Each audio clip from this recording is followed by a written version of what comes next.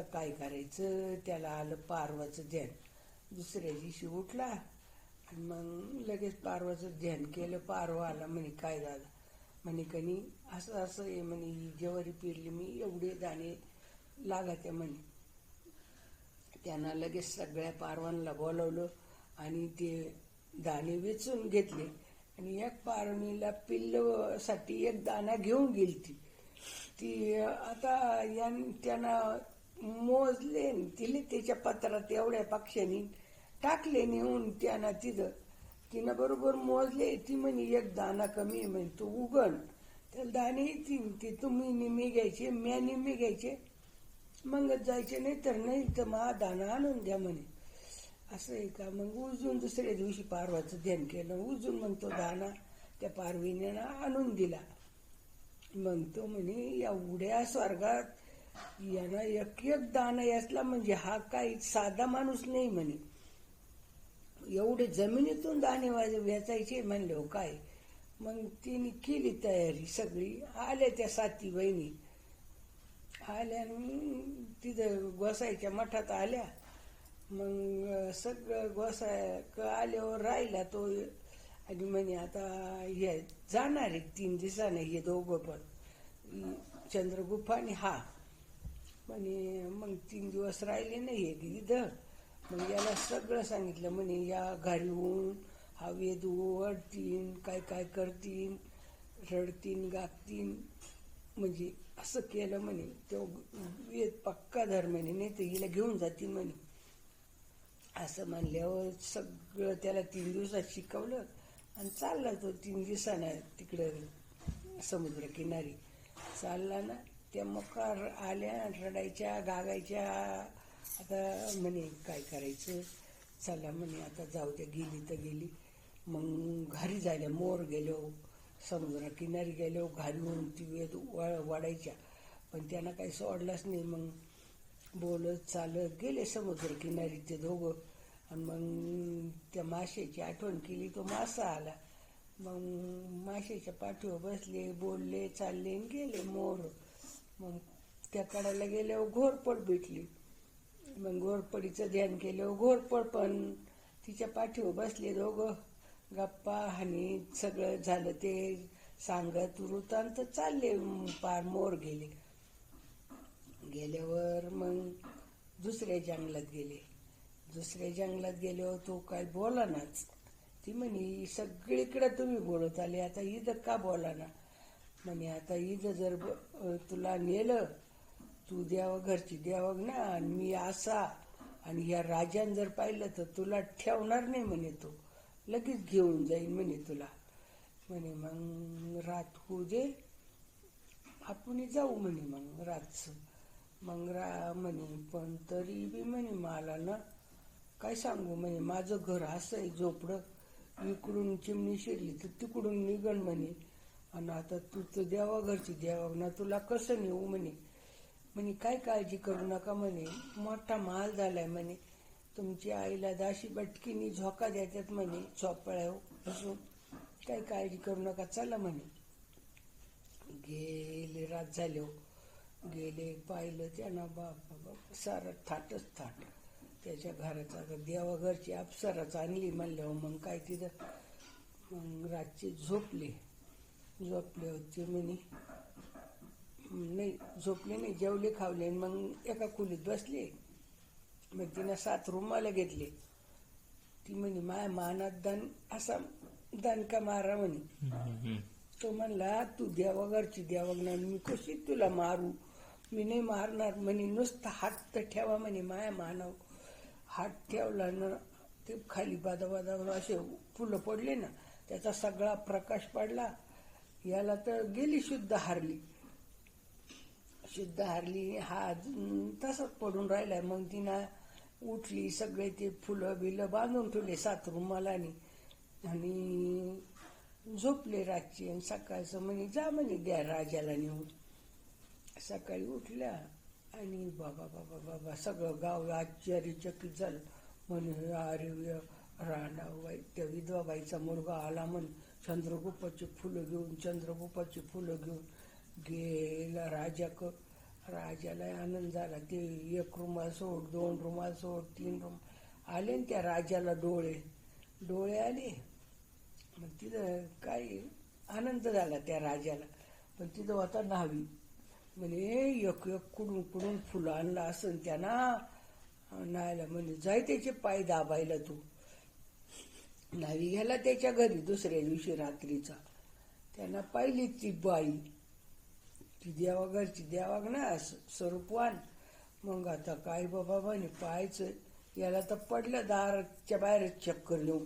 म्हणे कशाला आला. म्हणे नाही रात्री ना मला झोप नाही आली ना म्हणून चक्कर आली. म्हणे जाय म्हणे मग काय नको थांब. उजून गेला ना तो राजाक, तो न्हावी राजाक गेला आणि म्हणला आता काय सांगू म्हणे राजेसाहेब त्यानं इतकी भारी बायको आणली ना. चंद्राला म्हणती उगू नको, सूर्याला म्हणती सूर्याला म्हणती उगू नको, चंद्राला म्हणती मावळू नको, अशी भारी बायको आणली. अशी जर पट्टराणी तुम्हाला असली तर काय म्हणे आपल्या राज्याची शोभा वाढत. असं आहे का म्हणे. मग आता काय करायचं.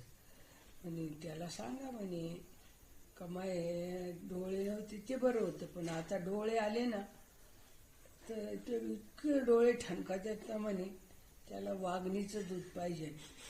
म्हणजे तो वाघणीचं दूध काढायला गेला का वाघीण घेईन त्याला खाऊन म्हणे. असं आहे का म्हणे. हा ते न्हावी शक्कल. लगेच दुसऱ्या दिवशी त्याला माणूस बोलवायला चाल म्हणे तुला बोलवलंय राजानं. गेला राजाला. राजा म्हणे बाबा माय डोळे नसते ना ते बरं झालं असतं. माय लय डोळे ठणकू राहिलेत म्हणे.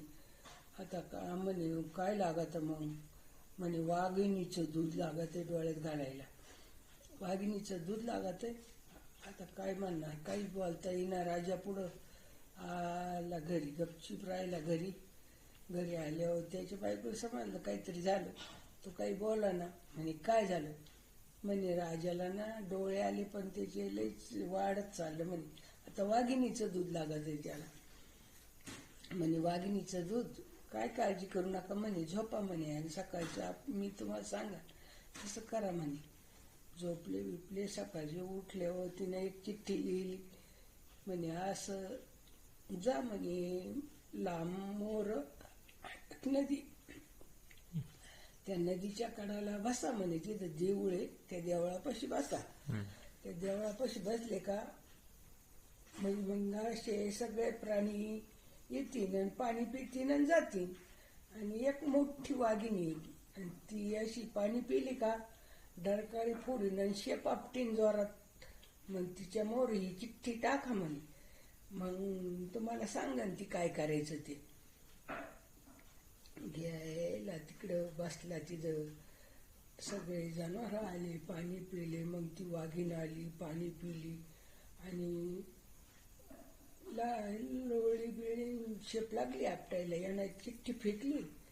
मग तिनं पाहिलं ना मग लगेच झाली लोळी ओळी झाली. बाई एक चिठ्ठी लिहून दिली, जा म्हणे हे घेऊन जा तुम्ही. ही चिठ्ठी तुमच्या मागं सगळी हे जनावर येतील आणि जिथं गरज नाही ना तिथं अशी आपटा म्हणे. मग हे जनावर उजून त्यांच्या जागेवर येतील. असं म्हणल्यावर काय ती गेली ती लगेच तिथं त्याच्या घरी. आणि गेल्यावर मग तिनं हे केलं. हा चालला तेवढे मोर आणि ते मागं ते जनावर. गावचे लोक पाहायला लागले. म्हणे काय राजा येडाय म्हणे. आंधळा होता ना तोच बरा होता. याला डोळे आले ना पाय म्हणे. आता या पोरला काय काय करायला लावायचं. आता एवढे जनावर आणलेत म्हणे गावात. कोणाला धरलं तर काय भावात पडल म्हणे. याला कसं कळत नाही. मग गेला त्यानं वरूनच पाहिलं असं राजवाड्यावरून. अरे बापरे म्हणे एवढी साईन आणली या ना. अरे बाबा बाबा बाबा. गेला जवळ म्हणे राजेसाहेब खाली या म्हणे. तुम्हाला वाघणीचं दूध काढायचंय ना घ्या काढून म्हणे. यावा किती वाघणी आल्यात. अरे नाही रे बाबा म्हणे माय डोळे झाले बरे आता घाल नेऊन ज्याचे त्याचे झाले. नाही म्हणे ते दूध काढल्याशिवाय जाणार नाही म्हणे. नाही म्हणे अरे खरंच बरी झाली जाऊ दे. त्यानं आपटली चिठ्ठी गेलं आणि तो गेला त्याच्या घरी झोपला. नायला लगेच दुसऱ्या दिवशी लगेच तिथं रातचा गेला पाय दाबायला. म्हणजे एक जनावर आणला असेल तिचे पाय दाबायला गेला. त्या 2 बाया दिसल्या त्याला. अरे अरे 2 बाया दिसल्या, हात बाहेरच फार बेशुद्ध. देवाघरच्या देवाना ते म्हणले पाहिलं काय त्यांचं प्रकाश पडेल. मग तो पडला तिथंच. म्हणे कशाला आला? म्हणे काही नाही, सहज आलतो. मग गेला मागून. मग काय उजून मग त्यांना त्या प्रधानाला बोलवलं. म्हणे अशा 2 बायका आहे त्याच्या. आता काय सांगावं म्हणे, त्या जर तुम्हाला एक आणि त्यांना एक जर असली ना, काय पाहायचं आपल्या राज्याला. म्हणे असं आहे का? हा म्हणे. मग काय करायचं म्हणे, आता याला काय करायचं म्हणे, याला ना नदीचं शेपूट पाहायला म्हणजे जाईल नदीत वाहून. हा नदीचं शेपूट कुठं गवसत असतं का म्हणे. बरं म्हणे. दुसऱ्या दिवशी लगेच त्याला आला माणूस बोलवायला. म्हणे चल तुला राजाने बोलवले. आता राजाने बोलवलं. हा गेला आणि म्हणे काय राजेसाहेब? काय नाही म्हणे, मला नदीचं शेपूट पाहायचंय. म्हणे नदीचं शेपूट कशी काय नदी येईल म्हणे घरी? नाही म्हणे मला नदीचं शेपूट. बरं म्हणे. आला घरी बसला चिंतावून. त्या म्हणे काय झालं? म्हणे राजा ना त्याला डोळे नव्हते, तेच बरं होतं. नाही अर्ध राज्य दिलं, नाही पोटची कन्या दिली, आणि आणखीन म्हणे आता नदीचं शेपूट पाहायचंय राजाला म्हणे. म्हणे असं आहे का? काय काळजी करू नका म्हणे, झोपा म्हणे, आपण सकाळचं बघू. मग रात्री झोपले, सकाळचे उठले. मग तिने ना एक चिठ्ठी लिहिली. जा म्हणे असं ठिकाणी असं देऊळ आहे, त्या देवळापाशी बसा म्हणे तिथं, आणि त्या नदीच्या कडालाच बसा म्हणे.